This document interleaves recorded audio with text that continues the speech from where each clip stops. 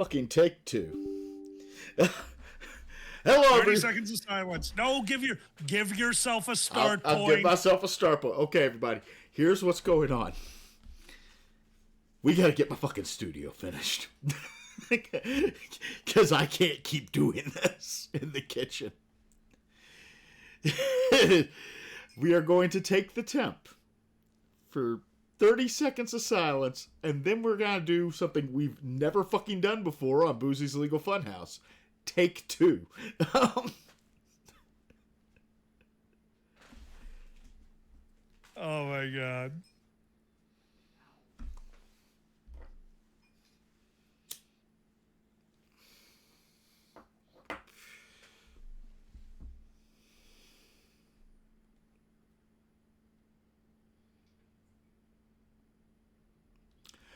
Good evening, everybody, and welcome to Boozy's Legal Funhouse, episode 28, Distress of the Dead. I burped in the middle of it, but we are, for the first time ever, I am forced to do a take two tonight because shit got out of hand. So, fuck it. Fuck it. There's a burp in the middle of the intro. That's how it is. Fucking deal with it. I am your host, the Boozy Badger, Boozy Barrister. With me tonight, as always, is my co-host and certified legal layman, Alkali. Hello, everyone, and I would all like you to think for a moment that burping during the intro did not cause another take. So what could have happened? Join the Patreon and get the behind-the-scenes moments. You know what? Just for this one, I will do that. I will, because my recording software's fucking up. The video software's everything's fucking up. So for this I might have been a minute or two late, just 1 or 2 minutes. You were 10 minutes! 10 minutes late! You were 10 minutes late just setting up.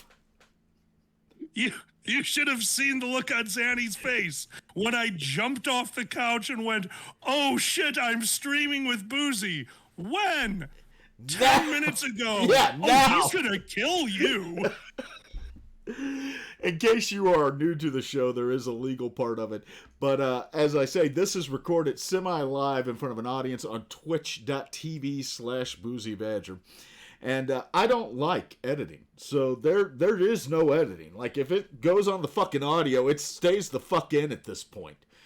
Because I just download the video of this, cut the audio, like take out a couple small things and put it the fuck up there. That's how it works. We don't believe in we didn't believe in take two. Now we don't believe in take three. Oh good, we always get one. We get a mulligan! Yes! So before we continue tonight with Distress of the Dead, a conversation of emotional distress, damages, and corpses. Corpses. Of corpse we're talking about that. Of corpse. I have to do our standard disclaimer.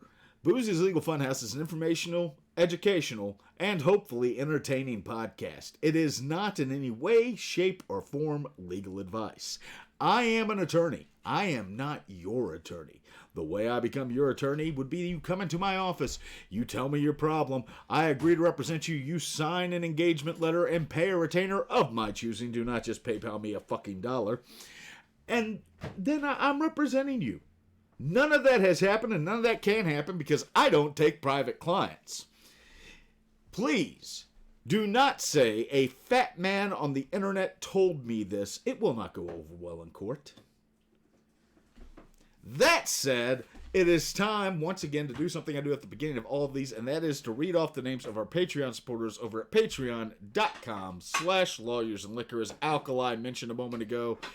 So a special thank you to Tezcat Magic, Jag, Waylon, DeRoche, Beaton, Doze of the Trash Panda, Mama T, Uncle Kage, Evelyn Klein, Lisa Lupe, Lufs the Raccoon, Netherlinks Pandemonium, Petrov Neutrino, Buddy Goodboy, CC Otter, Chroma Hydra, David Hunter, Dragor, Eddie the Weather Fox, Flat Fax, Ghost Goat, Grace Jane Gollinger, Head Fox and Jason Knight, John Michael Carden, Julie Esslinger, Jess James, James Lack, Mark Whipple, Michael Blocker, Nikolai, Otto Poon, Red Fox, Romeo Rabbit, Scuba Fox, Sarathan, Tekel, The Dragon Show, Tiny Voices, William Kennard, and Ziggy. If you want to be one of those wonderful people, you can do that over at patreon.com/lawyersandliquor. Subscribers at all level get a week early access to every show before it goes live on your favorite podcasting service. And $5 and above level subscribers get actually the video archive of what the fuck we're doing right now. That's it. Is time. Alkali, it's time for legal news. Oh, I love the legal news. How are you going to shatter my psyche today? Well, I mean, like, I'm not really going to, because we've got a lot of cases to cover now. We don't just have one case. We have several cases that I want to cover with you. So there's really only one legal news story. Okay, well, that's good. I'm sure this is a very happy and jaunty affair, correct? Yeah, it makes perfect sense. A Florida guy posed as general counsel and a senior executive at a Manhattan law firm to direct internal investigations for people that were going to be looking at ties between the firm and who do you think? Oh, God. Mafia? Jeffrey Epstein.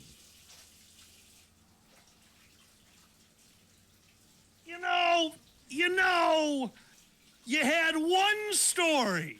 And you're going with Epstein. Oh, joy of joys. The U.S. Attorney for the Southern District of New York announced last week that Jonathan Gertler, a 60-year-old man from where else? Orlando, Florida, home of fraud and Mickey Mouse, allegedly posed as a partner of an international law firm while speaking to... Who do you think he was speaking to? The Florida law firm? I'm going to go with the Gators. No. Do you think he was speaking to members of the press? Oh, God. Maybe he was just on an internet forum impersonating impersonating a senior member, a partner of an international law firm. Please don't tell me this is at the trial somehow. Almost, because he was talking to federal agents. Oh, that prank went too far. He impersonated, this is an exact quote from the U.S. Attorney for the Southern District of New York, Jonathan Gertler impersonated some of the most prominent figures in finance and law to defraud companies of over $1 million and convince federal investigators to stop their investigation into his scheme. Okay, I kind of want to applaud the bastard. That's impressive. What the fuck? Like that takes iron brass balls, both elements, not elements. Like, he literally went in and told people, hey, give me $200,000 to fund an internal investigation to Jeffrey Epstein. Got the money, turned around, impersonated the founder of another investigation firm and told that CEO to give him $865,000 for a fake investigation into connections between the firm and Epstein. Then, when he found out federal agents were looking into the potential fraud, he called the federal agent. He called the FBI on the phone, said, yeah, I'm a partner in an international law firm, and we've chosen not to report the fraud because it was made whole. Meaning that the fraudster paid it back. He called the FBI, impersonated a lawyer representing the firms he had defrauded, and said, yeah, that guy paid us back. Don't look into it anymore. I need to know, how far did that lie get him? Did he get off the phone before he was arrested, or did he start to get away with this? Also, did he sell them a bridge when he was done? Well, I'm impressed. I'm thinking it probably made it worse because a couple days later he must have had second thoughts, and he very confidently called the FBI back. Oh, that show, he's got spunk. And said, quote, our position is that the law states that, if the money was paid back prior to the crime being discovered, it's not a crime. way too many uhs and ums for that to be a legit international law partner. Oh my God. I don't know, it might endure you to a jury. I could see that being my shtick as a lawyer. Oh God, he didn't kill that guy. Oh God, so much blood. Like, and the best part of this is, like, you hear these stories from Florida. It's like, Florida man wrestles alligator. Florida man robs Burger King with alligator. Florida man on bath salts marries alligator. There's always an alligator in there. Always. Yeah, obviously. That it's just there in every story. It's not, they're not actually reporting the crime. They're just following that one alligator, because it's definitely the same fucking alligator that just seeks out the craziest motherfuckers in Florida. Camera whore, that alligator. And in the middle of those stories is Florida man defrauds major investment companies of over $1 million and with balls of brass tries to convince the FBI not to investigate him. I love this. I love. You know what? Put that man in rich man's prison. They'll all get along. He actually earned it. Put him in the prison with the tennis court. Put him in that Yeah. one. Put him in the nice prison. Then he can defraud all the people in there. This is going great. Look, I'm solving legal problems right now. Aren't you glad? So, I'm solving the issue. That's right. The issue that no one cared about. So does that story, in addition to amusing, does that story at all outrage you? I mean, yeah, a little bit. Why did he call the second time? You gotta ride the lie, man. The weave falls apart if you tug at it too much. Like, you're coming up with way too much detail here. You're coming up with you're creating, like it does, like in the article, it says, like, the second time he called the FBI, he's like, in consultation with our partners and our associates, some of whom used to work for the U.S. Attorney's Office. And I'm like, you're going way too much into detail. That's like if you're like, where were you? I was at the store with Bob. Oh, okay.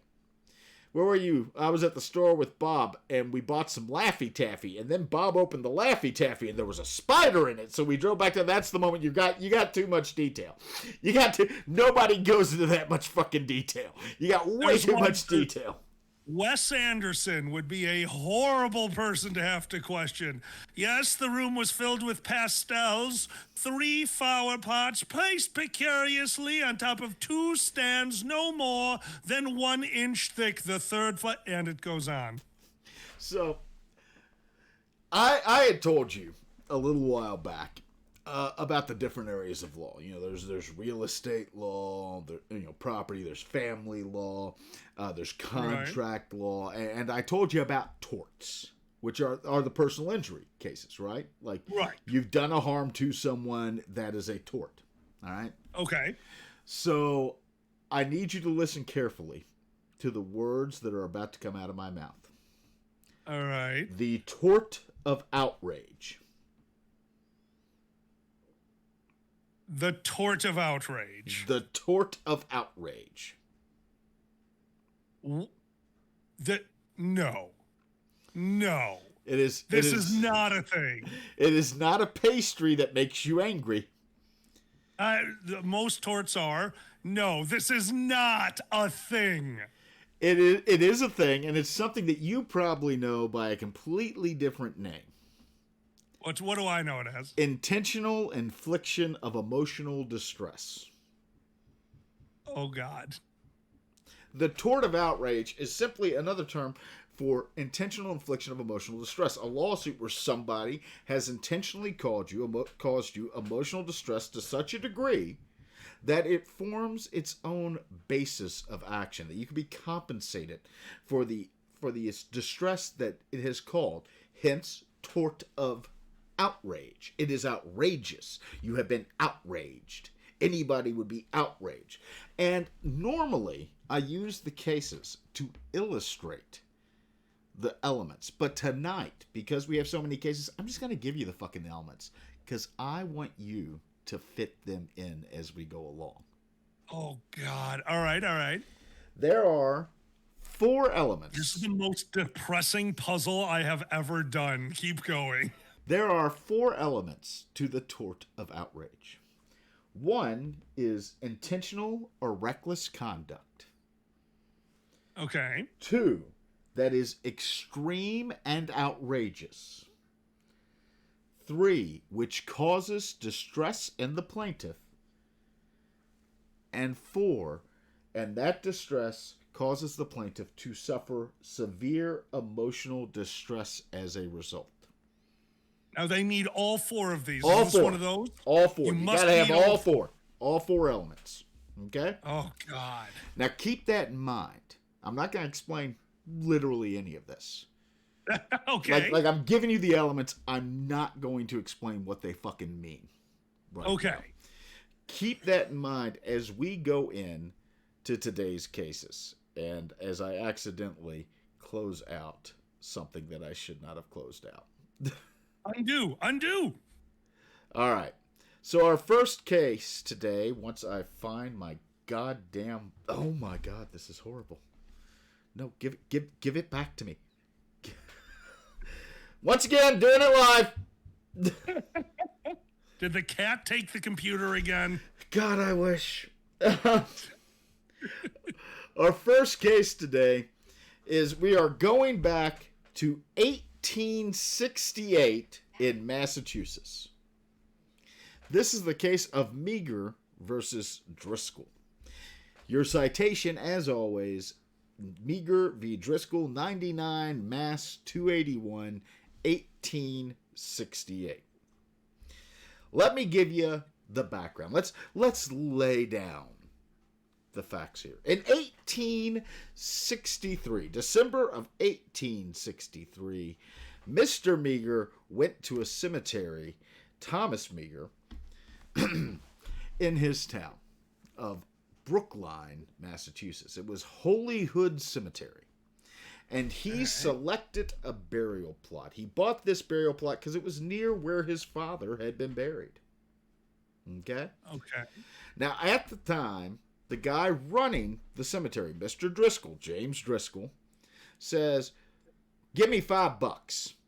Give me the down payment. Save your spot. All right? So he pays over the $5. All right? And that's all he's required to pay at that time. Shortly afterwards, all right, his kid dies. Oh. Now, he has a cemetery plot he's put a down payment on, and his child has died. So he says, bury my son in my cemetery plot. Okay. Good, loving father.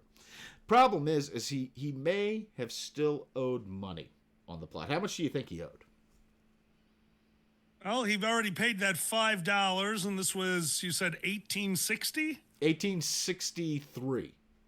So, permanent, I think they used to last for 100 years back then.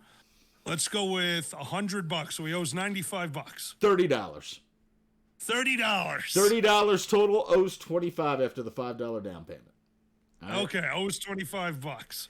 Now, when this case goes to court, all right, the defendant, the guy who runs the cemetery, Driscoll, gets on the stand and testifies, oh, he was supposed to pay that in 30 days. Mr. Meager says, no, you didn't really give me a time frame to pay it. All right? 2 years later, February 1865, Okay. Meager's wife goes to the cemetery, all right, at his direction, goes to Driscoll's house and pays $25 to Driscoll's son. All right? His son, at that point, because Driscoll himself is sick, is acting as the caretaker of the cemetery. And he writes out a deed that says, and it puts it on the records, that in the September prior to that, or that she owned the property. Okay? Okay. So this is February 1865. September 1865. Good old Jim Driscoll is healthy, hearty, and back at work. He is running the cemetery again. He sees this grave there, and apparently either didn't check the books, didn't talk to his son, or is just an asshole and goes, I think I'm still owed $25 on that. What do you believe he does? I believe that he took it through the proper authorities, sent a letter, and asked for payment. But I think he dug up the goddamn body. He dug up the goddamn body. Son of a... He went in, dug up the child's body, took it to what he called as a charity lot, then buried it in a grave with 2 other bodies. Oh, a party. Oh, God, why? Okay. That's, horrible. So, how long before they found out? Well, it doesn't really say. Quite honestly, like, it doesn't say how they found out. It doesn't say when they found out. Just that they found out. Because Driscoll, who didn't think that the plot had been paid off, sent letters to Meager saying, yeah, we're going to sell the lot you buried your son in. Oh, my God. If you don't pay me. Which he then did, dug up the body and buried it in the charity grave with 2 other people. And some witnesses referred to that charity grave as being in a wet and marshy ground. Oh, God, no, why? So let's just go over this real quick, all right? Meager pays the $5 down payment. His child dies. He buries his child there about a year and a half, 2 years later. He sends his wife around. They pay off the other $25. Driscoll's sick, doesn't know about it, sends out collection notices to Meager. Doesn't get a response, likely because Meager's like, I already fucking paid it. Driscoll then digs up his child's body and throws it in a swamp with the other fucking bodies. Yeah, no, that sounds like a normal reaction to everyday work life. Oh, God. All right. Driscoll comes back, and he has 2 defenses. Well, Okay. 3 defenses, really, but 2 that we're not really going to talk about. Number 1, this isn't a real cemetery. I'm sorry, what? Yeah, one of his defenses is, I never got permission from the town to open a cemetery here, so I can't validly sell grave plots, so his piece of paper means nothing. That's the greatest defense ever. Oh, no, you can't get me for this wrongdoing. I've broken so many laws. This one, nothing. Right? He's like the Donald Trump of cemeteries. He's sitting here like, no. You see, I was acting illegally when I started burying people here. Don't worry about me digging up the kid. I didn't sign the proper paperwork. You got me there. You got me there. Don't worry about the child. Yeah, the zoning board says nay. So... I couldn't even done the things I did. Don't you understand? The idea behind that, by the way, goes back to a contract principle, and it is a contract for something illegal is void ab initio. Now, void at the beginning. So basically what his defense is I could not have agreed to sell him a cemetery plot because I legally could not sell cemetery plots here. And the proper defense to that defense isn't, but you did sell him a cemetery plot without him knowing because, you know, you own a graveyard. Hold on. What law is he? Holy shit, he has so many corpses on his property, which is apparently not a graveyard. Yeah, like the judge, by the way, was like, "Yeah, no, motherfucker." like, no, you're running a goddamn graveyard. We're not doing that. We're giving you the property in perpetuity. By the way, you owe us a lot of back taxes, probably more than $5. The second defense he raised was, the deal was he had to pay me in full within 30 days. He didn't pay me in full within 30 days. Therefore, he had no right to the plot. But that one's countered by him saying, so now that's a he said, she said. Right. So, and the judge did not go for, Yeety McCorpsey there being the more credible, like Yeenie McCorpsey, the real estate fraud baron of the cemeteries of Massachusetts, being the credible party. Oh God. So what was his third defense when this all went to the court? All right, Meager had said, by the way, I should be entitled to damages for the trauma that has been caused to my family by you digging up my child and throwing them in the swamp. Yeah. All right. The defense to that was, you can't get that. The most you can get is the value of the actual damage done to the property as a result of me going in there and digging up the plot that you had access to. Oh. So this goes to the jury. And the jury awards damages based on trespass to property. Now, trespass to property is not just trespass to real estate.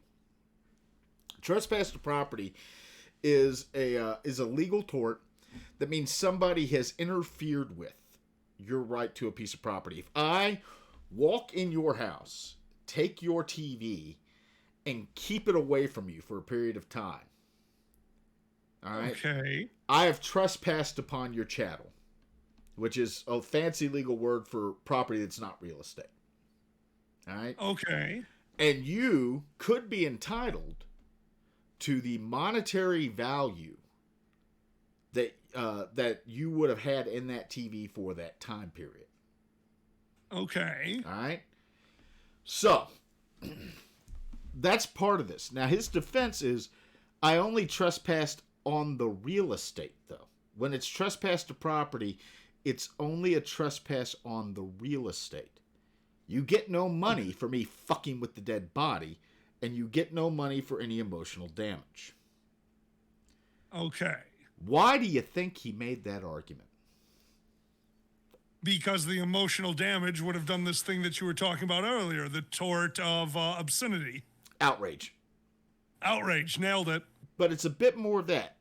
I will tell you, at this point in time, all right, the tort of outrage was not a thing.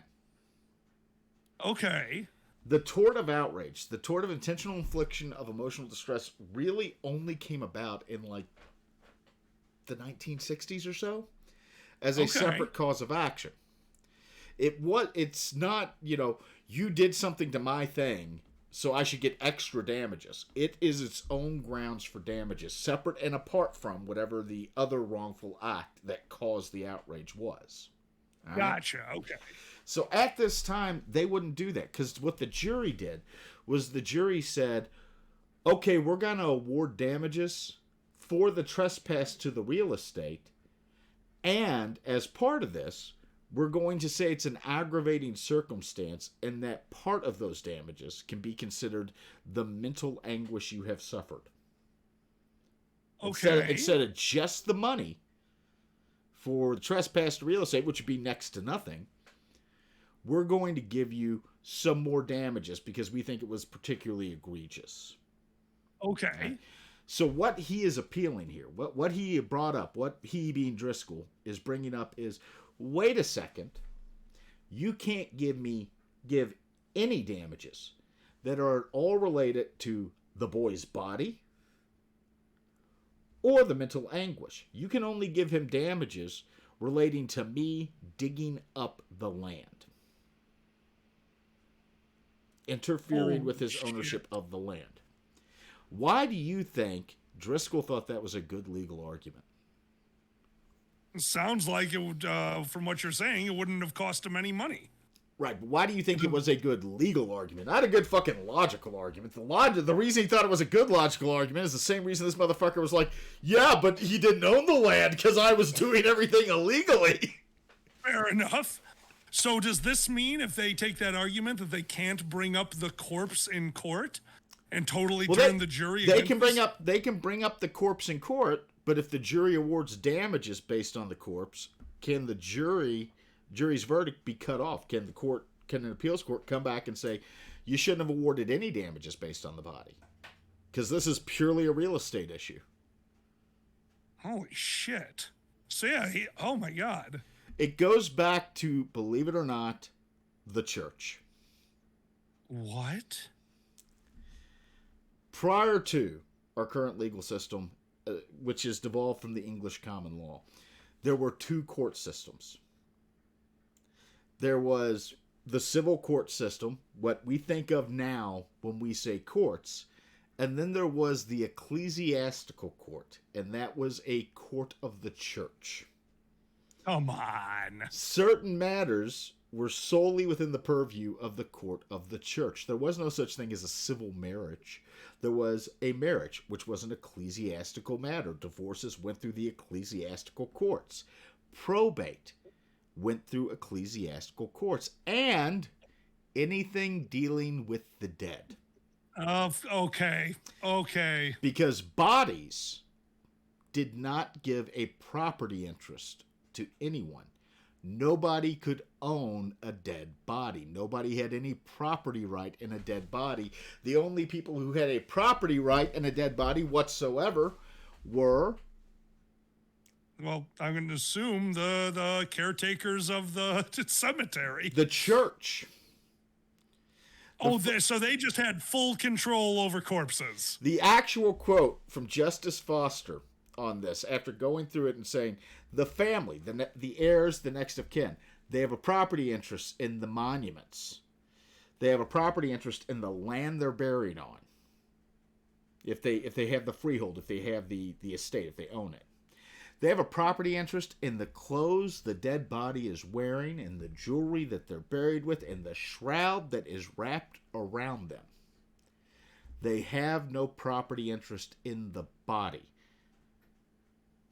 Wild. The body is known now, we say, in custodia legis. It is in the custody of the law. Then the body would have been solely in the custody of the church. So Driscoll's argument was, I can't be liable for any damage to the body itself to him because he has no property interest in that body. Oh, so you can't base any of the damages off of anything that happened to the body. So in this kind of case where it collides property and the body, there was no way to get the church to come in, to send in some of the priests. Well, that's the thing. Ecclesiastical courts hadn't been around for a long time by then. So at that point... Oh, so you could just do whatever with right, bodies. Excellent. It kind of went to what I was talking about earlier, in custodia legis, in the custody of the court. Right? That's why if you're disinterring a body, you typically have to get permission from a court to disinter a body. Because the court has purview over that. However, the court in this case came back, looked at that and said, no, fuck you. fuck you. You know what? We don't disagree with your position. We don't disagree with your position that we can't give him emotional damages based off of what happened to the body.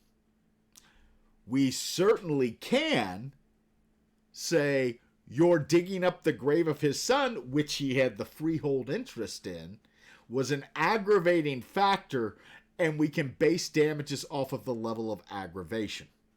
Yay! Now, this is important, though. It's important because what the court did there was give emotional distress damages without giving them. It didn't recognize mental anguish. It didn't recognize emotional distress. What it said is this is an aggravating factor under the real estate claim, under the trespass to real estate claim. So we're going to let them award additional damages, like punitive damages, based on that.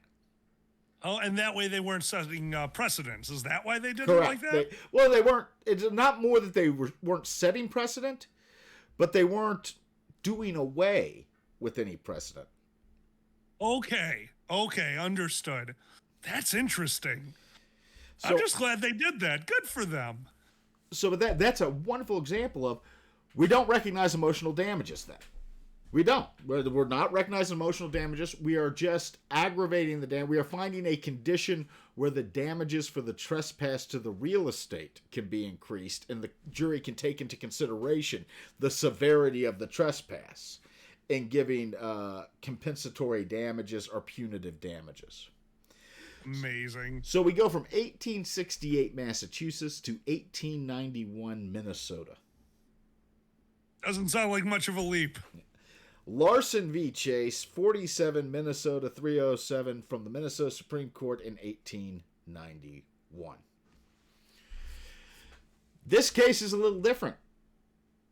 Okay. All right, it's a Two little corpses. No. There's no grave.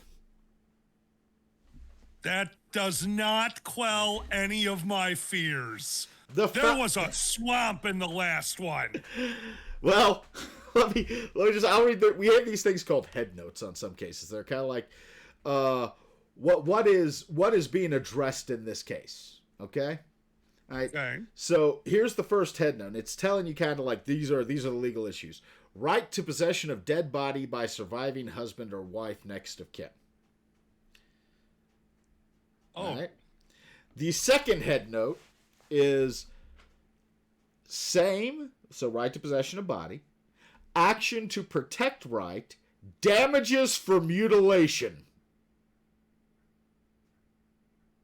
Okay.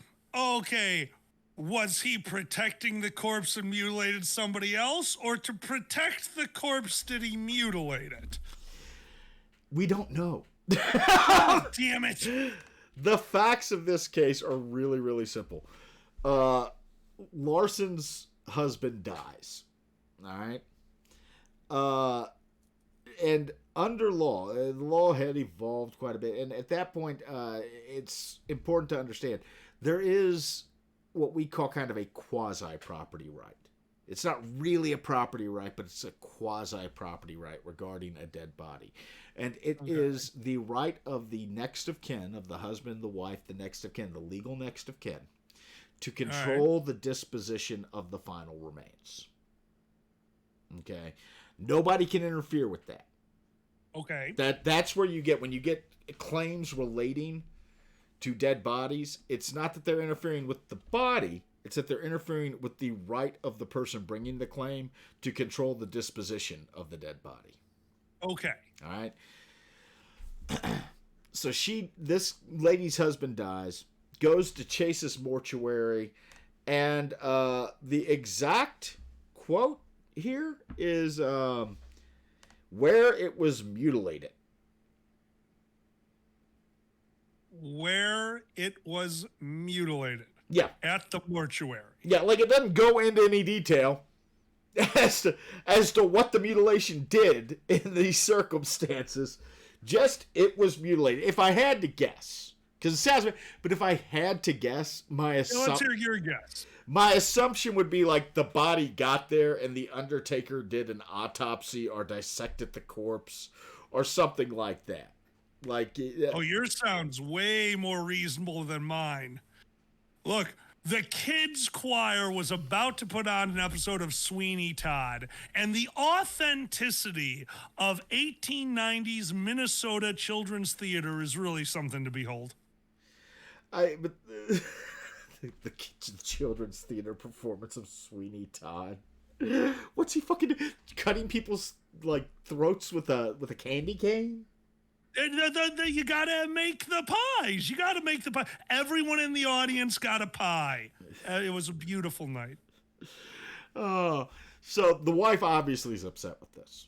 Okay, so yeah, she didn't get a pie because the undertaker did not have any direction from her, obviously, to dissect his body. Okay.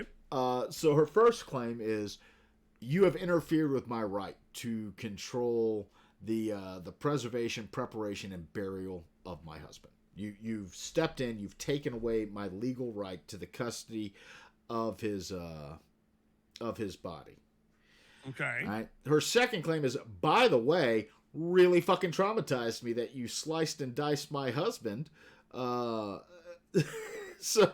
without talking to me. Like, yeah, do you think you're that Vic guy and this is a slap chop? Is he an onion or are you making him into tiny pieces? I'm not too fucking happy about this. So I feel that I should get damages for my pain and suffering, for my mental anguish, for the distress that you have caused me. I'm on her side. We got this. Okay. Now, first of all, what do you think the court here said about the second part, the mental anguish, the mental suffering? 1890, and you already explained it to me in the last case that you can't have mental suffering with a corpse. Well, Minnesota kind of went differently. Really? Yeah. This is a happy story. The Minnesota court states, and this is a quote, "It is elementary that the law as a general rule only gives compensation for actual injury. Yet whenever breach of a contract or an invasion of a legal right is established, the law infers some damage, and if no evidence is given of any particular amount of loss, it declares the right by awarding nominal damages." Now, nominal damages being some amount of damages, so some small amount, something to recognize that is wrong. And that's what we saw in Meager v. Driscoll at first. You know, the trespass was by the way, your chat looked it up. Meager was awarded $837.50. That sounds about right for, you know, like what is that in real money, not old-timey 1868 money. Well, I'm just putting that to the cost of a grave being $30. So I'm going to say nice. So here, the court said, yeah, there's been a lot of back and forth on whether mental anguish can ever form the basis for damages, absent a monetary harm. Because the issue here really is, she didn't suffer any monetary loss from her husband's body being cut up. So the court, what they're getting at is, at most, maybe she's entitled to nominal damage. You know, here's $1, fuck off. Yeah, you didn't really lose anything by this. It's an invasion of the right. We're going to assess some nominal amount to recognize your right's been invaded. But she's saying kind of the same thing Meager did, which is the mental anguish that I have, while not countable in money, can be a grounds for you to award me more money for the violation of this right. Okay. So Minnesota here goes in. They're like, courts have done it in the past. They certainly have. They've gone in and said, we're going to give you money by aggravating, and it's punitive and things like that. And Minnesota came back and said, no, you know what? Fuck that. We're not going to make them do punitives. We're going to say that mental anguish, where another right has been invaded, can be a separate ground of damages. Not just punitive damages, but we can compensate for that. Okay. And they're the first ones to really do this. Right. And what they're kind of getting at when they say this is, likewise, we're going to put some limits. And remember all those elements I gave you at the beginning? Yeah. Okay. One of the limits is, when this person intentionally acts in a manner that violates a legal right, and that violation is the direct and proximate cause of mental anguish, that mental anguish becomes a separate measure of damages for the legal right that has been violated, outside of just how much money did it cost them. What's that sound like based on the 4 factors I gave you at the beginning? It sounds like the first one that you mentioned to me. Right. I'm not going to be able to repeat them. Intentional infliction of emotional distress. That's 2 of the elements right there. An intentional act that causes mental anguish. And this is the start of that. In the pre-1900. Right. This is kind of the start of that. Right there. Oh, that's really cool, actually. So it goes out. She actually gets awarded money based on that. Okay. And good on her. And do you know what they cited to support that decision? What they cited? What Like they a cited, previous case? what case they cited to say, you know what? We think that that's a good thing. We think you can do that. Oh, come on. Did they actually cite Meager? Meager v. Driscoll, motherfucker. Oh, that's so cool. I love it. They cite Meager v. Driscoll for that as they say, it would be a reproach to the law if a plaintiff's right to recover from mental anguish resulting from mutilation or other disturbance of the remains of his dead should be made to depend on whether, in committing the act, the defendant also committed a technical trespass. I'm more impressed they were able to find that case without the use of Google. Unless their intern's name was Google and there's a bunch of stuff I'm not sure of. So that's 1891 in Minnesota. All right? This is going good. I like where this is going. You like where it's going? I do. Oh, God. I like how you said that. You like where it's Well, let's go to New York in 1933. Oh. All right. This is Guskowski v. the Roman Catholic Church of Sacred Hearts of Jesus and Mary. 262 New York 320 from the Court of Appeals of the State of New York in 1933. Oh, boy. All right. Mr. Kutsowski lives out on an island. All right. A long island. Okay. He is, as his name would suggest, Irish. Just, you know, the Kutsowskis, famous family from Cork County. He's Polish. He's Polish. You're from Chicago. You heard the name, and you're like, you're probably pronouncing it wrong, and I know 20 people with that name. I didn't want to correct you. Okay. He's Polish. He's married to an Irish woman. They have 4 children. His Irish wife is an Irish Catholic. She goes to this Catholic church. She's an active member of it. She's there. She dies. Oh. Okay. After her death, her husband, Anthony Kasowski, goes out there. He buys a lot in the cemetery of the church from Father Colleen, who's the parish priest. He buries his wife there. All the Catholic funeral rites are followed out. It is July 15th, 1931. Father Harrigan gives a lovely, lovely mass because Father Colleen is out of town visiting people. About 3 weeks later, Tony, we're just going to say Tony from now on. Tony takes his kids and he says, let's all go to Mama's grave and say a prayer beside her grave together. It will help us gain closure. All right? They get there, and something's off. Oh, God, the swamp is back. What happened? But they get there, and they see that all the pretty flowers from her funeral are not on her grave. Instead, they're on another grave. Why do you think they're on the other grave? Because capitalism exists, so they reuse the flowers for the next funeral. Because Father Colleen had dug her up and moved her to a cheaper plot to resell the one that Tony Kutsowski bought. My story was happier somehow. So Tony goes to see the good father about this. I imagine he's rather upset, and this man of the cloth reacts to it in the way the Catholic Church is famous for reacting to criticism with compassion and understanding. And no, actually what he says is, you Polish people, nothing good ever comes after the words you blank people. You Polish people should be glad to bury any old way. Any place is good enough for Poles. You have no cemetery of your own. If you don't like the place which is good enough for her and you can go somewhere else and buy a plot.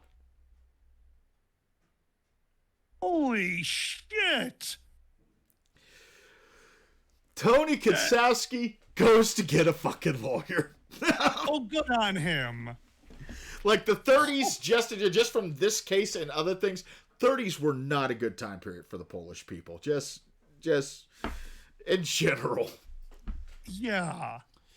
The lawyer sends a letter to Father Colleen demanding the reburial of his client's wife back in the right lot, and Father Colleen writes back to the attorney in what is described as, quote, a defiant manner.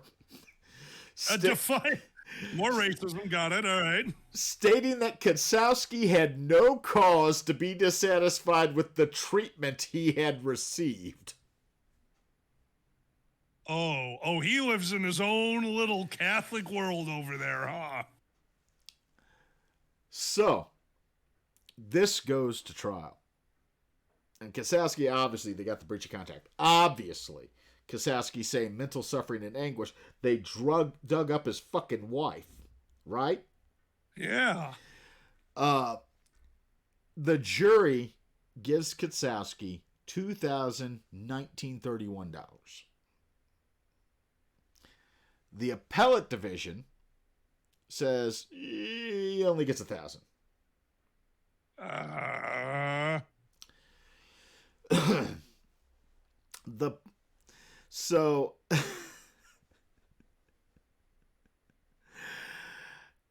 After they reduce it, Father Colleen and the Catholic Church, because obviously the Catholic Church is just historically and traditionally so poor. However would the Catholic Church pay a $1,000 judgment, right? They say, no, you should have given a new trial, not just reduce the damages, because we'll admit that Mr. Kasowski could have gotten damages for mental suffering and anguish. We'll admit that his compensation can include that. What we won't admit is that punitive damages should have been allowed because our acts were willful, malicious, and wanton. And that if that's right, if they shouldn't have allowed punitive damages, if our acts were willful, malicious, and wanton, then just reducing the award doesn't cure it. We need a brand new trial. Oh my God. So we got it looked up. It looks like this is $18,433. That is the $1,000. Oh my God. All right. Now, did they get a new trial? Well, no. But here's the important part to take from that.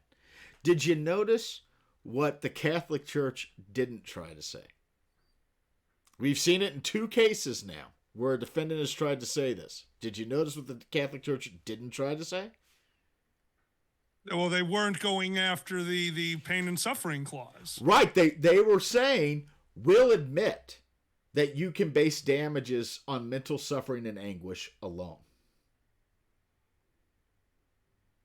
And that does... Oh, no, that still doesn't exist now. That those rules that you gave me. But this is how it's getting there. Because now they're saying the mental suffering and anguish can be a source of damages. All right? And you know what case they decided to do that? Was it the original one? Miggery fucking Driscoll! I love it! They didn't need Google. Fuck it. The idea here was punitive damages. A few episodes ago, I told you what punitive damages are. Do you remember? Yeah, for the most part. What are they? Punitive damages are the ones that are based off of your not so much property, but it can't be cited in the screw you. Punitive damages are the damages that are meant to punish. Oh, I was off anyway. Good. I was just wrong. These punitive damages are intended to be damages to punish the goddamn conduct. That's what punitive means. A punitive measure is a punishment measure. Okay. And they're justified when either the conduct is so bad that the general damages aren't enough. You got to give additional fucking damages on it. And to deter others from doing the same thing. Like, they fucking cited Father Colleen $2,000 and punitives for for digging up that Irish woman with the Polish husband. We better not do that. Maybe we don't do that. Better Okay, stick. all right. Better stick to desecrating the graves of non-white people from now on. Yeah. But but it is the phrase, because the court said the punitives could be justified by willful and malicious and wanton. What does that sound like? The racism that asshole was spouting a few minutes ago. Intentional and outrageous. Oh, that's rule number 3. That's rules number 1 and 3. So we're starting to see it in. Now they're saying, okay, not only can we use the mental anguish that results as a measure of damages, but we can give additional damages if them causing that anguish was willful and wanton and malicious, if it was intentional and outrageous. I love it. I love it. Tell me they went back up to the $2,000. That's actually what the court says, because the Catholic Church is like, well, they can't find that. The verdict's too excessive. And the court's like, okay, you dug up a woman's body, moved it to another grave, and then told her husband, you Polish people should be happy with what you get. Yay! The law works. So we're going to say that's okay. We'll let them give damages based on that. However, the court comes back, because kind of the whole thing on that was it's mental anguish, right?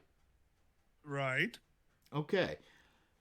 Well, the court comes back and they want to say the punitives are allowed. But the punitives are allowed because of what? Because we're not giving you damages for wounded feelings. Really? We're giving you damages to deter other people, the punitive damages to deter other people from willfully and wantonly disturbing the dead. Love it. Love it. We're not... don't fuck with the dead payment. I like it. We're not giving you damages because your delicate sensibilities have been harmed. Now, how's that different from the other cases? The other two we looked at, Larson and Meager. Well, those were based off of their mental anguish. They're saying that this one is not so much, that this one is based off of the punitive concept of other people don't fuck with corpses. But why could, when the don't fuck with corpses thing was a good grounds for money damages in both Larson and Meager, why isn't it good grounds here? Fuck. Because they still had access to the body? It was just moved? Because the body wasn't mutilated. Oh my God. At this point in time in 1931, only in cases where the body had been mutilated could it so offend and cause mental anguish that they could be a measure of damages. It's a distinction, because here it's not, they're not saying we're really giving you additional damages for mental anguish here. We're saying you can get some for like the mishandling of the body, but we're not giving you these additional damages for that. We're giving them to you to punish his willful malicious conduct. Because this body wasn't mutilated, we're not going to give additional damages. We're calling those damages sentimental only. I love it. I love it. So we still got... I like that the law can get around the law. That's always something I appreciate. Right. So we've still got kind of the Meager thing, don't we? Like, we've still got that going on where they're finding a reason to give the damages to them without saying we're giving it to them because them disturbing the body upsets you so much that you should be entitled to those damages based on being upset by it. This is all in building to this law of obscenity, outrageousness. Now, it wasn't just, though, Mr. Kotowski who brought a lawsuit. His son did as well. Okay. What do you think? And his son's whole thing was kind of the same. You disturbed my mother's grave and were rude to us. I should get damages for that. What do you think happened to his son's claim? Well, it sounds like the same case, so it gets thrown out? Well, but it's a different plaintiff. The son's an adult himself. Okay. Okay.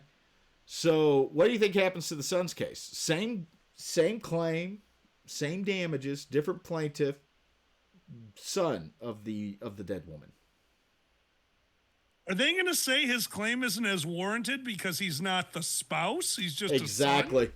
No. That is exactly what they say. They say, yeah, okay, but no right of yours was disturbed. The right to handle the final disposition of the body goes to belongs to the next of kin. The next of kin is the surviving spouse. They have the duty. It was their right that was infringed upon, so they're the only people withstanding to bring a claim against them. You have none. Your case is dismissed. Your father, however, gets $2,000. Okay. Well, hopefully he shared it. Yeah, I'm certain he did. Now let's fast forward. Again, we're in 1950 now. 1950, we're getting closer. Like everyone else in the world from New York, we have gone from 1931 New York to 1950 Florida. There you go. Oh, God, of course we're ending in Florida. Oh, we're not ending. Oh, God. This is Kirksey v. Jernigan. Supreme Court of Florida, citation is 45 Southern Reporter 2D 188. Kirksey has a child. All right. Kirksey's child is accidentally shot and killed at her home when she steps out. He's 5 years old. Oh. She arrives at the scene immediately upon being told what happened. But prior to her getting there, an undertaker had been called by the police, had picked up the body of her son, took him to there, and without any authorization, embalmed the body. Okay. She goes to the undertakers and says, I want my son's body. I want to send him somewhere else to an undertaker of my choice to arrange for the burial. It's 2 hours, course of 2 hours that this happens. All right. All right. The undertaker says, I'm in the process of embalming the body. You can't have it the yet? embalming's done now. Oh, does he have control of the body now? Is that what he's saying? The undertaker says, I'm not giving you the body. What reason? Over the next 2 or 3 days, more people show up to try to get the undertaker to give her the body. And the undertaker says, absolutely not. I'm not giving you the body. What? Why? Unless you give me $50 for the embalming. Oh, my God. Oh, come on. She pays the $50. She gets her child's body. Okay. Then she sues him. Then she fucking sues him. Good. She sues him for the $50 that she paid him. She sues him for punitive damages as well, in the amount of $24,950. Good number. For the wrongful withholding of the body. It's a 3-count complaint. All right. The first was he wrongfully withheld my son's body. The second was he embalmed my son's body without authorization. Okay. The third count is you charged me $50 for an embalming, which is excessive because the usual fee's $25, and you only charged me that because I'm a poor black woman and you know this. It's the South in 1950. Did you not think that was going to come up at some point? I had a hope. Like, oh my God. So, Of course, this goes to court. Um, and the court then comes in, and this is going to show you this. The court is committed to the rule, and reaffirm it, that there can be no recovery for mental pain and anguish unconnected with physical injury. Okay. So they're not going to award. What they're getting at is something called the impact rule, which was a rule that applied for both intentional and negligent infliction of emotional distress. And basically what it was you have to be physically injured in order to get pain and anguish. You have to suffer an actual physical injury. Now, okay, a lot of courts have done away with that now. That's no longer the rule. But at that point, that was the rule. Because now we've moved from we'll recognize this and we'll recognize that to we'll recognize pain and anguish. We'll recognize that. But you have to be the person who is injured. Okay. All right. But then the court came back and said, but even though that's the rule, yay! Even though that's the rule, we're looking at this now, and we think that the malice, the willful and wanton and malicious actions that you have taken in embalming this body and holding it hostage for a double fee warrants us to give damages based on mental pain and anguish. Because you are interfering with the right in a way that you know is going to cause mental anguish. It actually says interfering with the body is not only the natural and probable consequence of the wrong committed, but is frequently the only injury. I mean, talking about mental anguish there. Okay. All right. So we're getting there. We're getting to our law. So now we've gone from it can be a measure of damages to, well, it can be a measure of damages if there's a physical injury. It can be a way, Meager v. Driscoll, it can be a way to increase the actual damages for it. You can take that into account. To, okay, you can take it into account where somebody's mutilated the body. To, okay, you can take it into account where they're acting willfully, wantonly, and maliciously. To, okay, well, but if the only injury you really suffered, because now you have the body back, if the only real injury you suffered was mental pain and anguish from their wrongful act, you got to be physically injured in some way. We're only going to allow it as a way to tack on additional damages. And now they're saying, you know what? No. where it's bad, where it is extreme and outrageous, yay! We're going to allow this to stand as a separate way of recovery. We have now, in some way, gone through just about every single one of the elements we discussed at the beginning, which takes us back to fucking New York. Okay. This is Lott v. State in the Court of Claims of New York.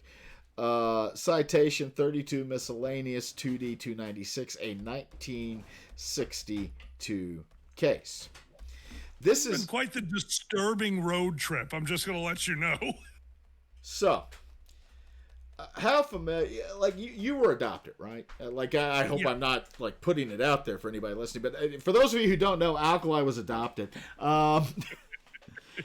Yes, I was. And you were raised Catholic, weren't you?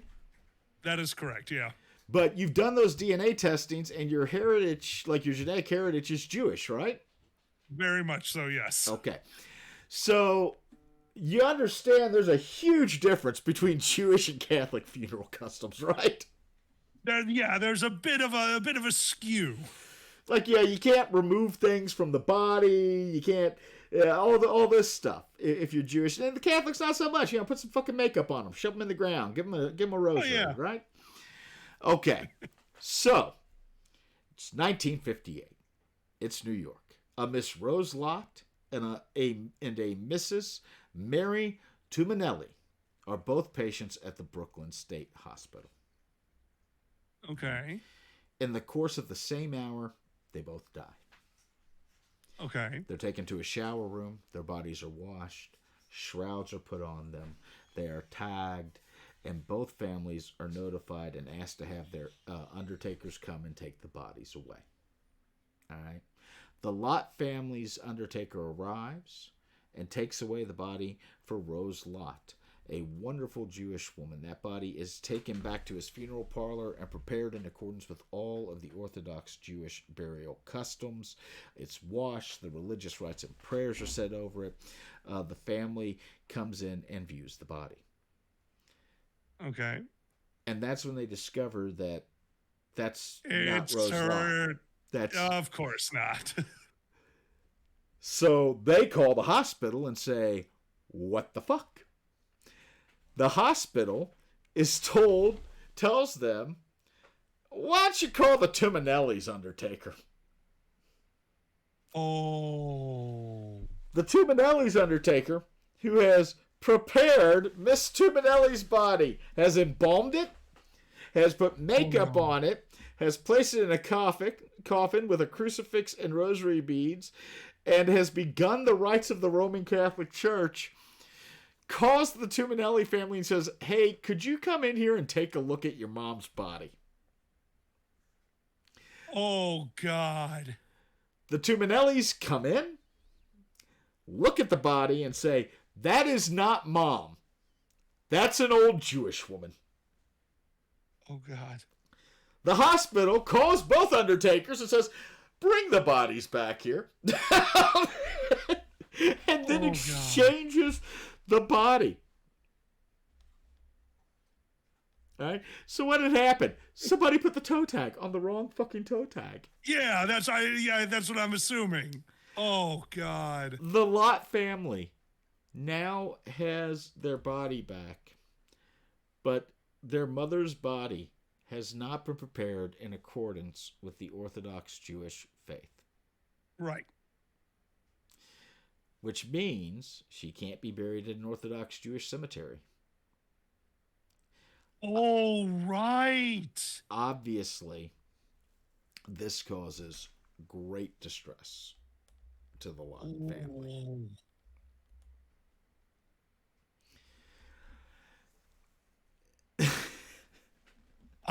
This is gonna get bad. Citing to another Minnesota case, this one called Swarsky v. Simons, the New York court says, in this type of action, this is 1962, we're not really concerned with the extent of the physical mishandling or injury to the body. What we are concerned with is how that improper handling or injury affects the feelings and emotions of the next of kin. That's building off of that Minnesota case, Swarsky v. Simmons, where it said the cause of action is primarily for mental suffering caused by improper dealing with and not injury to the dead body. Now we have a claim that is 100% based on mental suffering and pain. Because everybody's recognizing none of the injuries to the body wasn't destroyed. They didn't really interfere, and definitely didn't interfere intentionally with the next of kin. Right. Yeah, this was an error. This was negligence. Right? So it's all about the mental suffering at this point. We're finally there. The road trip is almost at a conclusion. This is a good destination. What do you think happened? Well, I gotta assume that the hospital was the one who was at error. So, did they get to sue the hospital? They sued the hospital and they were awarded $1,000. And this wasn't even intentional. This was negligent. And negligent, as we covered, is you had a duty of care. You violated that duty of care. These people were within the group of people that you could foreseeably injure by that violation. An injury was suffered, and that injury was the direct and proximate cause. So what the court said was this hospital had a duty of care to properly identify these fucking bodies. Yeah. Obviously, the relatives of them are within that zone of people that they owe that duty of care to, and they violated. And as a result of that violation, these bodies were improperly prepared in ways that are against the religious beliefs of the family. And that has caused them great mental anguish and suffering. Therefore, we're going to give you damages. So we are not only at intentional infliction now, we are at negligent. Negligent. Yay! Oh, I love this. This is the best puzzle. Which now brings us all the way to North Carolina. Hold and see. Okay. This is Parker v. Quinn McGowan Company. 138 SC 2D 214, a 1964 case out of the Supreme Court of North Carolina. So, Miss McGowan's husband dies. Okay. He goes to a funeral home. Without their permission, the funeral home embalmed the body to prepare it for burial. Okay. Based off of that, she says, I didn't give them permission to embalm him. They've interfered with my rights and mutilated his body by that way. It has caused me great mental pain and anguish. Therefore, I'm entitled to damages. Remembering everything that we have talked about now, how do you think the court came? It's missing one of them. There's one of those that you definitely told me that I'm trying to. It's got. Well, let me ask. Well, we are in 1964 now. We're not in 1868 or 1891 or even 1931. We are in 1964. What is normal to happen when a body is received at a funeral home? They probably embalm it right away. Exactly. Is that extreme or outrageous conduct? There it is. Extreme or outrageous. Okay. Because that's what it's based on. The court came in and said that's not extreme or outrageous conduct. Yeah, no, we'll agree that his action was intentional. We'll even agree that maybe you have had mental pain and anguish. But we don't think it's extreme and outrageous in this day and age for an undertaker to embalm the body when it comes into his receipt. And they go back and they mention Mrs. Lott and Mrs. Tuminelli. Remember, the biggest thing in that caused mental pain and anguish was the mutilation, which was really the embalming and preparing of the body for the funeral, right? Okay, but now at this time, that's standard practice. Well, this is only 2 years after that. Oh, wait. So what changed?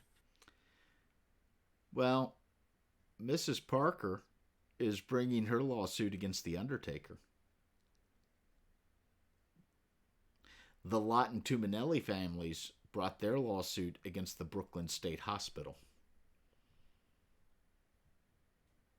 So the hospital has more that they need to do. The care that is being administered by the hospital is going to be of a higher standard than the care being administered by an undertaker. In fact, based on the Parker court here, they're kind of saying had the Lotts and the Tuminellis, which were two cases that they moved into one because the facts were so similar, had those been brought against the undertaker, they probably wouldn't have received anything because embalming is standard practice.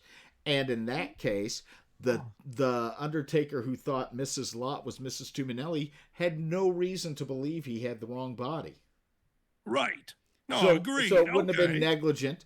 It wouldn't have been extreme or outrageous. Now, had he looked at that and taken Mrs. Lott's body, been aware that she was Jewish, and done everything, then that probably would have done that. But the cause of action was really against the hospital, not the undertaker. They even go in and point out that in Arizona, a woman said, the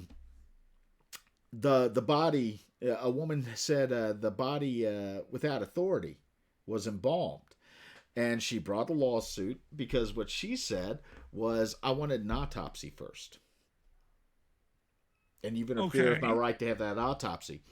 At the end of the day, the court there came back and said, we're gonna say that it wasn't wrongful, because you're not saying it's a wrongful embalming. You're just saying it was done at the wrong time, and there's no evidence that it did that. Now North Carolina rejects that. They just kind of say no. We think that's too much there. But basically, what North Carolina is just saying is we don't think it's malicious. We don't think it's extreme or outrageous here. I love it. We think Okay. we think that really what you did was just be pissed off because somebody you didn't want to embalmed it. Not that it would have really been an issue if it had gone to the funeral home that you wanted. Which brings us to us putting it all together in our last case. Okay. Gray Brown Service Mortuary versus Lloyd. This is from Alabama, January 15th, 1999. 720, 99. yeah, 729 Southern Reporter 2D, page 280. Fred Lloyd's wife, Faye, is dead. All right. Okay. Now, back in 1990, Fred and Faye entered into an installment sale contract with the Gray Brown Service Mortuary. They bought a double crypt in their chapel section of their mausoleum that they operate. They want to be entombed near Faye's mother and sister. They've paid the vast majority of the contract price. It's a 5-year payment plan on it. It says, nobody can be entombed until payment in full has been made for the crypt space. It all goes down. There's a bunch of contractual stuff here, but some of it is the casket's not to be disturbed. Perpetual care agreement will consistently care for the grave site, things like that. Okay? Okay. 1991, Faye dies. Unexpectedly dies. Okay? Fred contacts Chapel Hill Funeral Home. They do the embalming. They do the funeral service. The casket's all given there to them. It's designed to preserve human remains in an airtight and liquid-tight state. All right. Okay. It's locked. It's sealed. Okay. The key words here are unless it was damaged while it was being placed in the crypt, the casket should have preserved the remains. All right. Okay. Chapel Hill Funeral Services gives the casket to Gray Brown Service, the people at the very beginning. All right. Now, they're at the very top of the mausoleum. There's 5 crypts below it. It's slightly taller, wider, and longer than a casket. All right. Okay. So Gray Brown's employees use a scissor lift. They get the casket up there, and then because they've got to slide it in to that, they throw a handful of BBs into the crypt so that it'll slide in and position better. Okay. They seal it up. They go away. Jane Hill works for the funeral service. She's in charge of the cemetery. All right. Franklin McGee, vice president. 1992, a guy named Harlan Williams goes to the crypt because he wants to visit his father who's entombed near there. He calls Miss Hill and says, hey, the mausoleum stinks. All right. Miss Hill says, there's a sewage problem. We're getting it fixed. Fall of 92, Harlan Williams calls again, says, mausoleum still stinks. Hill says the smell was due to a burial in the crypt of somebody who had been discovered after lying dead in their driveway for 3 days. 1993, spring of 1993, so half a year later, Gray Brown Service sends out a guy named Nathan Hall to figure out why the mausoleum stinks. Oh, God. All right. He follows his nose. He toucan fucking Sams it to a crypt near the Lloyd crypt. The one right under it. He opens it up, and what he sees are some liquids dripping into that empty crypt. Oh. All right. Remember, the Lloyds are at the top. This is right below them, and it's dripping in. Oh, so they did have a plumbing problem. Oh, God, it's dripping down the drywall. So they know that the source has to be from above. What do you think they do? They exhume. They fucking seal up that vacant crypt and do nothing else. They actually see a long crack in the bottom of the Lloyd crypt. They don't do anything with that. Fuck that. You're shitting me. No. 1993. Summer. A Father's Day funeral service stinks so bad in the mausoleum that people have to leave it or hold their nose while gagging to get through it. Oh. Gray Brown goes out to try to find out if they can handle it. They open up the crypt below the crypt that was below the crypt that Faye Lloyd is in, and they find more fucking liquid dripping down from on top. Remember, all these crypts except the one at the top are empty. Oh, God. Okay. Because that one on the bottom now was not sealed, the odor gets out. Jane Hill then says, something's wrong. So she decides, I'm going to look into it. All right? And oh, God. In the cover of night. Oh, God. She and members of the company, without contacting Mr. Lloyd, without going to the Department of Health for a permit to disinter, go out to the crypt and open Faye Lloyd's crypt. Oh, how bad? We're not even to how bad yet. Because she actually told the employees that she had received the permission, and then, I shit you not, swore everyone present to secrecy. Oh, that always works out so well. I got permission. Don't tell anybody about this. Oh, my God. They open it up, and it is just a wafting wall of decomposing fumes. Oh. They take it out, they place it in the breezeway, they look at the casket, and what they find are a number of pin-sized rust spots and holes over the entire length of the fucking casket's bottom. Like it's a fucking strainer, like it's a fucking pasta strainer. Oh, the BBs! The BBs had eaten through the bottom of the otherwise airtight casket and caused decomposing fluids to leak out. Oh, that's so bad. That's so disgusting. You were not even there yet, man. Oh, God! Because they go, we gotta know how bad the damage is. So they take a fucking hacksaw to the casket lock. And pry it open with a crowbar. And what they find is Faye Lloyd's remains basting in the juices of Faye. Faye au jus. Oh. What do you think they do? Oh, God. If you tell me put it in a hefty bag and reseal up the tomb, I'm leaving. No, they're not that bad. They're not that bad. But they don't have access to a swamp? What they have is something called Viscerock. And Viscerock is a very caustic chemical that absorbs fluids and then dries into a plaster-like cast. At which point, Nathan Hall is told by Jane Hill to just start dumping it the fuck in there.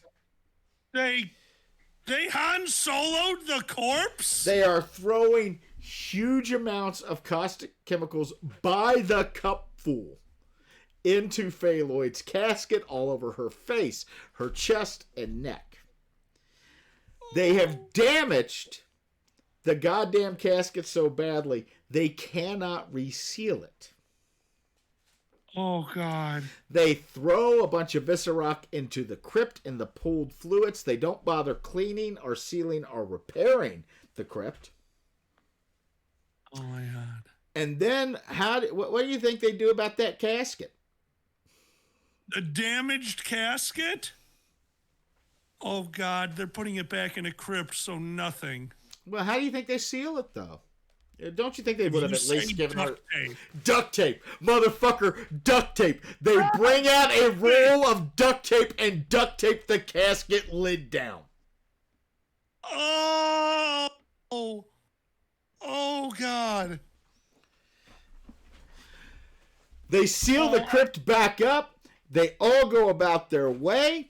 And then a few days later, Jane Hill goes to her boss, the vice president, and says, oh, by the way, we disinterred a corpse, broke into their casket, threw caustic chemicals in their face, duct taped it closed, and put it back in. You're the vice president of a funeral company. One of your employees tells you this. What the fuck do you do? I don't let them watch the Red Green show anymore. You think maybe you fire the fucking employee and call the family, right? Like, what do you think McGee did? Immediately fired her. Oh, God, promoted her. Did not contact the Lloyd family, did not contact the Department of Health, said, yeah, it was probably the BBs drilling a hole in there, and then ordered the casket opened again without permission. Well, at least this time they only needed an X-Acto knife. What the fuck? Looks at the goddamn duct tape casket. Oh, no, this won't do, this won't do. What do you think he does? Don't just say he got a new casket. He put her in a bag! My hefty bag! It's back! McGee goes out, gets a plastic body bag, puts her in there, leaves fluid and tissue in the old casket, puts it in a new casket. However, before he does that, because Faye's still leaking a little, they dump a bag of Viscerock, that caustic chemical, into the thing. Like, literally says a few pounds of Viscerock was placed in the body bag with her remains. They do not clean the crypt. They do not seal the crypt. They put the casket back, the new casket with her body bag and the fucking caustic plaster of Paris and seal with bodily fluids and tissues of Faye Lloyd. That is one of the more disturbing capitalistic things I've heard this week. Well done. Holy shit. What do you think they do with that? The body? Are we talking about the hefty bag? No, the hefty bag filled with plaster is back in the crypt. We're talking about the casket filled with bodily fluids and basically tissue fucking paper now. This is a mortuary. Do they have a cremation center? Did they just burn it? Oh, you're giving them a lot of credit. They did not burn it, I'll tell you that. If you say dumpster. No, they didn't dumpster it. Okay. All right, I'm running out of... took it home and made a coffee table out of it. At this point... You ever gone for a nature hike? Yeah. And you know how sometimes you get to a secluded part of the trail where it's near a road and you look down, like there'll be a little hill, and then at the bottom of the hill there's like somebody's old fucking couch and an abandoned car and shit like that. You're fucking with me. They threw it in the fucking woods.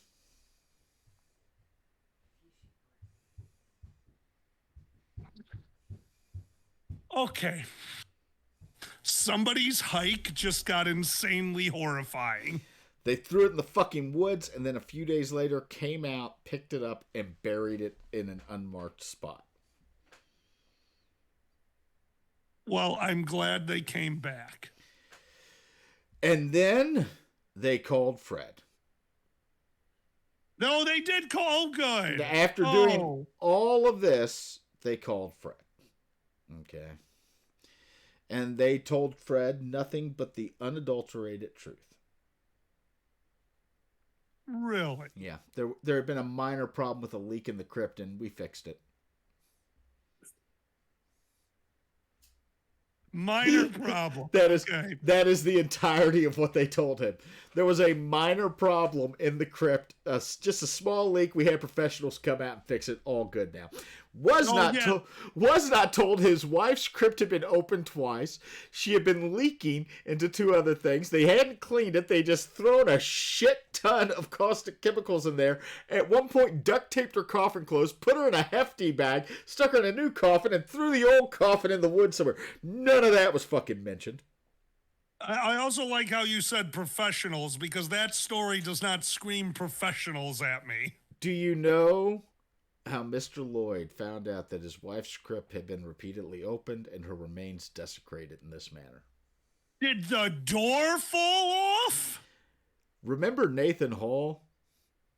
And remember how Nathan Hall, during the midnight burial, when his boss was like, all right, you're all sworn to secrecy about this, was like, is something okay? And they're like, no, we got permission. Remember that? Okay, yeah. Did one of them tell him? Nathan fucking Hall told Fred Lloyd, hey, by the way, I don't know what bullshit they're telling you, but here's what really happened. Holy shit. At which point, the mortuary fired him. They just fired his ass immediately. Shocking. Fred Lloyd brings a lawsuit suing the Gray Brown mortuary. And they bring claims for the unlawful and warranted interference with the entombed remains of Fay Lloyd, unlawful and illegal disinterment of the remains of Fay Lloyd, wanton willful desecration, injury, invasion, and mutilation of the remains of Fay Lloyd, abuse of a corpse, breach of a contract, suppression, failure to provide perpetual care for the tomb of Fay Lloyd, and the tort of outrage. Yay! Because we made it. Because at this point, it is a fully fledged separate tort on its own. Oh my God. That's wonderful. And they caught all 4 of them. You went through all 4 of them. They're all there. So, before the trial, they say, do you want a general damages charge or a specific charge? And a general charge to the jury. It's like what you give to the jury. Right? Like the verdict forms you give them. All right? Right. And a general verdict form is just basically like, okay, yeah, we find them liable and here's the amount. All right? On everything. We find them liable, here's the amount. A specific form, like a separate verdict form, is like one in favor of a defendant, one in favor of the other defendant, on that, and then kind of like assessing damages against the defendants. Like, yeah, if you're given a specific charge, like I would say, on count 1 of the complaint, do you find them liable or not liable? If so, how much are they liable for? Like delineate all of that. Chapel Hill, which is the people who did the funeral, and the mortuary company, which is the people who desecrate the remains of Fay Lloyd. Their lawyers said, we don't need that. We're fine with not delineating who's guilty on what amounts and all of that, and for what amount goes to each charge. We just want the general form. And the judge is like, let me make this clear. I want this on the record that you are not asking for separate verdict forms with specific amounts for each count of the complaint. And like, yeah, no, that's fine. And he's like, okay, you're sure? Yeah, okay. And then he's like looking at Mr. Lloyd's lawyer. He's like, is that fine with you?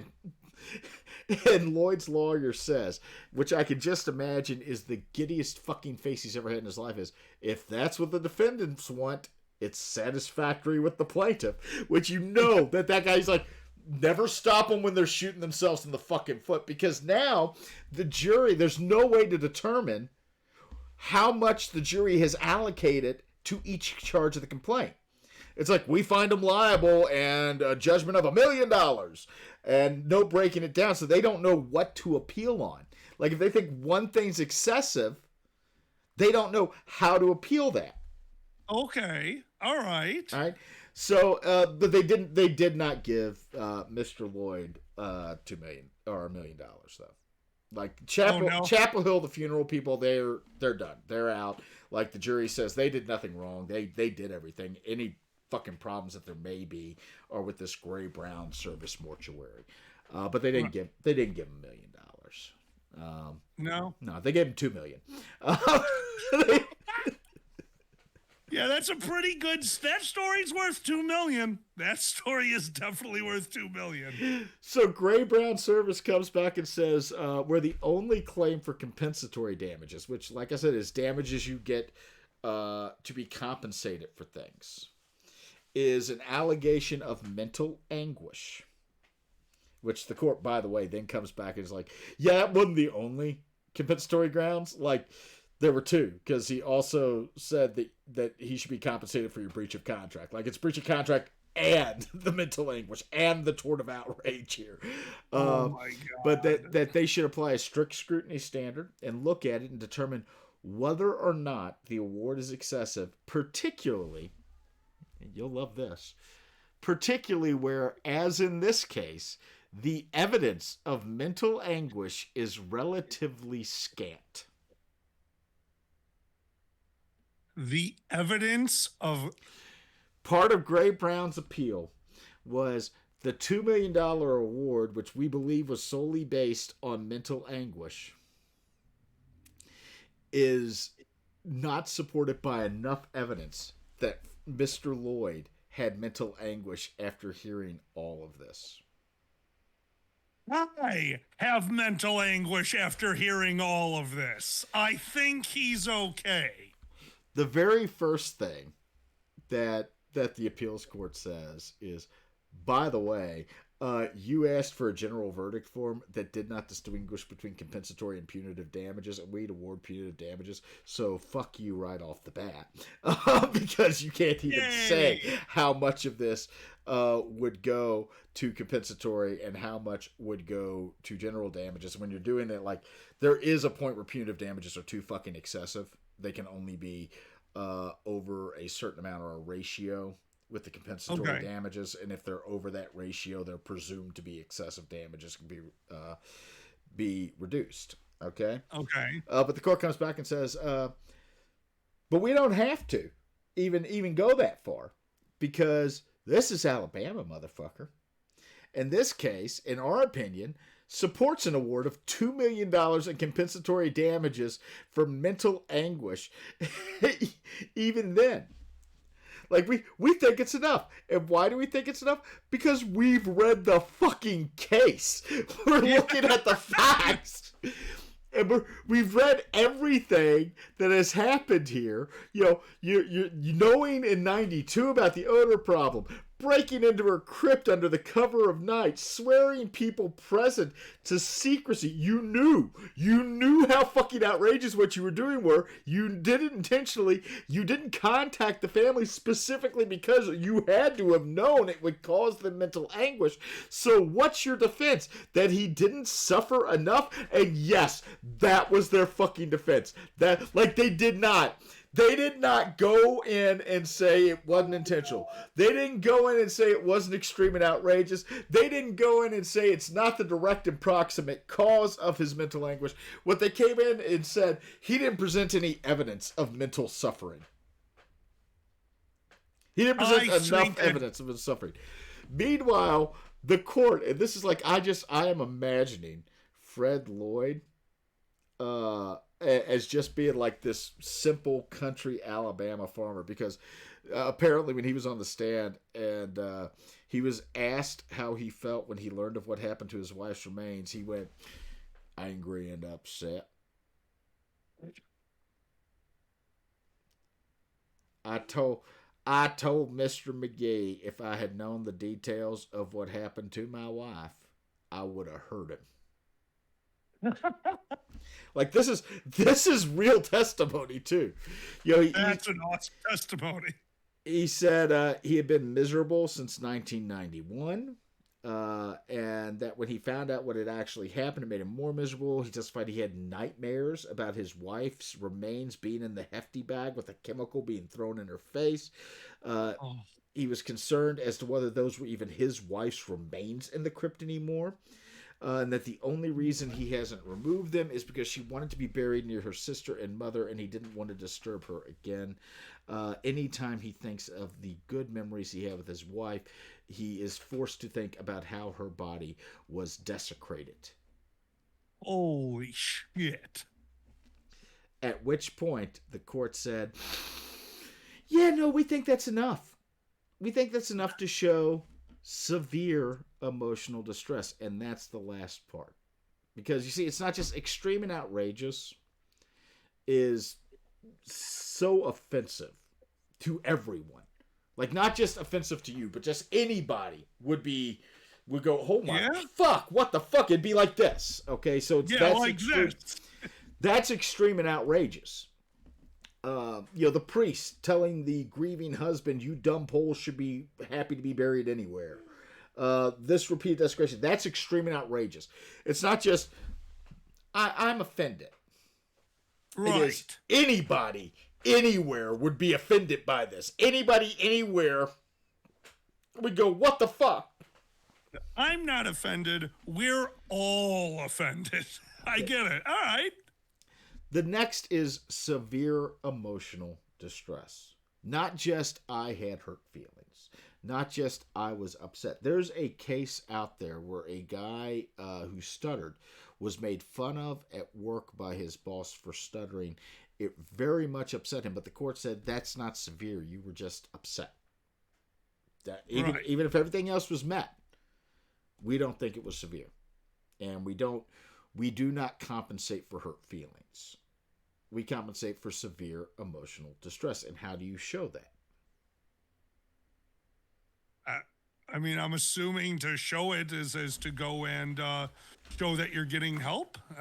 Well, there used to be a rule, and in a minority of states there still is a rule, that said the only way to establish severe emotional distress was by a physical manifestation. Physical manifestation of the stress. You could be severely upset, but if it didn't affect you physically in some manner. So until you develop a nervous twitch, you're not getting your compensation. A nervous twitch. There's a case where somebody developed ulcers, and that was enough. But absent the ulcers, they probably wouldn't have been able to prove severe emotional distress. There was no physical manifestation. Now that has been dispensed with, and now you just basically have to present some evidence that there is a very severe emotional distress. A lot of times, like a doctor that has been providing you with counseling, although that's not exactly necessary. So they've gone away from, in the majority of jurisdictions, from saying you have to have a physical manifestation. And now it's just, you got to show that you have been severely emotionally distressed. But if you look at all these cases and you actually go through it, I'll tell the people for the Patreon, I'm not only going to post these cases on there, because I'm going to.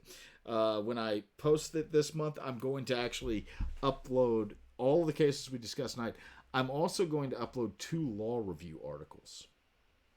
One of which talks about emotional distress and distress damages and how they've evolved. The other one is a 107 page article specifically about emotional distress damages for the mishandling of corpses. Holy shit. That goes through cases, because you're like, oh, that's weird. Every single fucking state has a body of law about emotional distress damages related to the mishandling of corpses and cases regarding it, because it's happened fucking everywhere. That's incredible. It is a 50-state summary. I will put that on the Patreon for the supporters of the Patreon at all levels. Oh, that's badass. I love it. But you can see from these cases how it developed from, yeah, really, we can just enhance the real estate interest, all the way up to, yeah, no, we're going to give this guy $2 million. Yeah. you have really upset this old man. I like where we ended up. Well done. And that's the fun part about these cases, because you can trace that evolution of law just through cases regarding dead bodies. That is honestly, dude, that is really cool. This has been one of the coolest episodes that I've got to be a part of. That was an interesting journey. Horrifying. Oh, yeah, it's terrifying. Halloween-style horrifying, but awesome. And that said, that is episode 28, Distress of the Dead. I am your host, the Boozy Badger, Boozy Barrister. If you like what we do here on Boozy's Legal Funhouse, please go to the Patreon at patreon.com/LawyersAndLiquor. Feel free to support us that way. Or just go to Apple Podcasts or any podcasting service. Give us 5 stars. Don't give a shit what you say after it. Just give us 5 stars. Alkali, where can they find your shit? You can find me streaming Sunday, Monday, Wednesday, and Thursday on twitch.tv, Alkali and Zanny. That's ALKALI and Zanny, XANNI. Thank you so much for including me in this. Well, that next time we won't go for an hour and a half to 2 hours. I'll have a normal case. But I actually really, for those who don't know, Alkali and I went to a beach house together a couple weeks ago, and I had all this ready while we were at the fucking beach house, and then we got drunk. Yeah. No, this was really cool. I'm glad you did a longer one for this. I liked that journey through the history of a very interesting law. Like, that was cool, dude. Right? Right, yeah, you can trace it in there. It's in more areas than that, you know. The property rights of dead bodies are in there, which we're actually going to cover that again in another case. I have another case I want to go over with you that involves not emotional distress, but specifically who owns a dead body. Amazing. I can't wait. Awesome. It's the state. You taught me that. Until next time, I am Boozy. This has been Boozy's Legal Funhouse. Thank you so much to Alkali and to all of you who are listening. And until next time, you have a wonderful rest of your day. Night, everyone. All right, man. All right. Can you stall for 5 minutes before you pass to me? I will stall for 5 minutes. You are amazing. Thank you so much. We'll get reset. Once you see us going, we'll have like a 2-3 minute countdown. Thanks, man. Sounds good. Be good, bud. You too. Bye. All right, so we're just going to stay in this view for right now as we wait for Alkali to get his stuff in. Dr. Quaxum had a question about the last case. What is that question?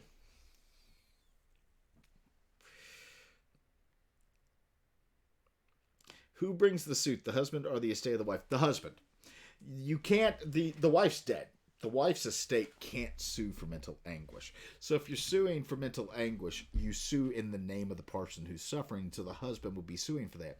And in that specific case, it worked out actually really well, because as the next of kin, he'd have the interest. And most states have a law that says who can bring those actions. It's normally the next of kin can bring them as well. So he does that. And the contract action, the contract was actually with him as well. So he could bring that in his own name.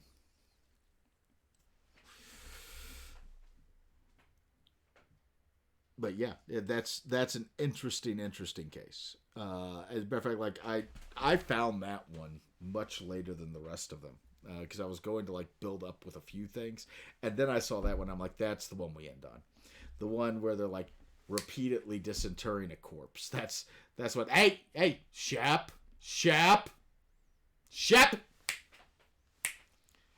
The cat is trying to eat my dinner.